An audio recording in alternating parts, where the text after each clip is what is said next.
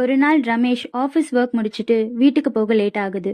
அதனால வழக்கமா போற ஸ்டேஷன் இல்லாம வேற ஒரு ஸ்டேஷன்ல ட்ரெயின்காக வெயிட் பண்ணிட்டு இருந்தான். ரொம்ப நேரத்துக்கு அப்புறம் ஒரு ட்ரெயின் வருது. அது பார்க்க எந்த பராமரிப்பும் இல்லாத ஒரு பழைய காலத்து ட்ரெயின் மாதிரி இருக்கு. இதுல போகலாமான்னு யோசிச்ச அவன், சரி வேற வழி இல்ல, வீட்டுக்கு போக லேட் ஆகுதுன்னு அதுல ஏறி உள்ள உட்கார்றான். அந்த ட்ரெயின் உள்ள யாரும் இல்ல. ரொம்ப அமைதியா டிம் லைட் வெளிச்சத்தோட பார்க்கவே வினோதமா இருந்தது. இதெல்லாம் பார்த்த ரமேஷ் எப்படியாவது சீக்கிரம் வீட்டுக்கு போயிடணும்னு நினைச்சுக்கிட்டே பயத்துல உட்காந்துட்டு இருந்தான். அப்போ திடீர்னு ஒரு ரெட் சாரி கட்டின பொண்ணு அவன் முன்னாடி வரா. அவ ரமேஷையே பார்த்து முறைச்சிக்கிட்டு இருக்கா. இவ்வளவு நேரம் இந்த ட்ரெயின்ல யாரும் இல்லையே, இப்ப எப்படி இந்த பொண்ணு வந்தான்னு ரமேஷ்க்கு குழப்பம். அவன் திரும்பி பாக்குறதுக்குள்ள அந்த பொண்ணு மறைஞ்சு போயிடுறா.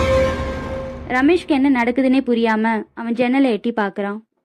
அந்த ட்ரெயின் ரொம்ப நேரமா ஒரே இடத்துல சுத்திக்கிட்டு இருக்கிறத அவன் கவனிச்சான். குழப்பத்தோட சேர்ந்து ரமேஷுக்கு இப்ப பயமும் அதிகமாகுது. அவன் அங்கிருந்து எந்திரிச்சு போய் ட்ரெயின்ல வேற யாராவது இருக்காங்களான்னு பார்க்க போறான். அப்ப அவன் முன்னாடி ஒரு வயசான தாத்தா வராரு. அவர்கிட்ட ரமேஷ் இந்த ட்ரெயின் எங்க போகுதுன்னு கேட்கும்போது அவர் ஒரு பயங்கரமான விஷயத்த சொன்னாரு. இந்த ட்ரெயின் இறந்தவங்கள தான்ப்பா கூட்டிட்டு போகும், நீயும் இதுல ஏறிட்டியா, சரிவா நம்ம போகலான்னு ரமேஷை பார்த்து சொன்னாரு. பயத்துல ரமேஷ்க்கு கை கால் எல்லாம் நடுங்குது. அங்கிருந்து தப்பிக்கணும்னு ஓடுற ட்ரெயின்ல இருந்து குதிச்சிட்டான். சூரியன் உதயம் ஆனதும் நடந்தது எல்லாம் தன்னோட அப்பா அம்மா கிட்ட சொல்லணும்னு ரொம்ப அவசரமா அவன் ஊருக்குள்ள போறான். அவன் வீட்டுக்கிட்ட போகும்போது அங்க சுத்தி நிறைய பேர் நின்றுட்டு இருந்தாங்க. அவங்களுக்கு நடுவுல ரமேஷோட போட்டோ. அதுக்கு மாலை போட்டு சுத்தி நின்று எல்லாரும் அழுதுட்டு இருந்தாங்க. அதை பார்த்த ரமேஷ் அதிர்ச்சி ஆயிட்டான்.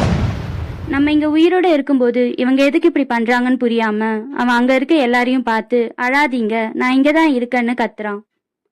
ஆனா அவங்களுக்கு அவன் கத்துறது கேட்கல. ஏன்னா ரமேஷ் இறந்துட்டான். அவன் அந்த ட்ரெயின்ல ஏறும்போது அவன் உயிர் பிரிஞ்சிடுச்சு. அவன் அந்த ட்ரெயின்குள்ள வெறும் ஆவியா தான் டிராவல் பண்ணிட்டு இருந்திருக்கான். இப்ப ரமேஷுக்கு எல்லா உண்மையும் புரிஞ்சிடுச்சு. தூரத்துல இருந்து அவனுக்கு ஒரு அழைப்பு சத்தம் கேக்குது. அது அந்த ட்ரெயின் தான். தான் இறந்து போனதை உணர்ந்த அவன் விதியை ஏத்துக்கிட்டு திரும்ப அந்த ட்ரெயினை நோக்கி போறான். அந்த ட்ரெயின் ரமேஷை ஏத்திக்கிட்டு தன்னோட அடுத்த பயணியை நோக்கி போகுது.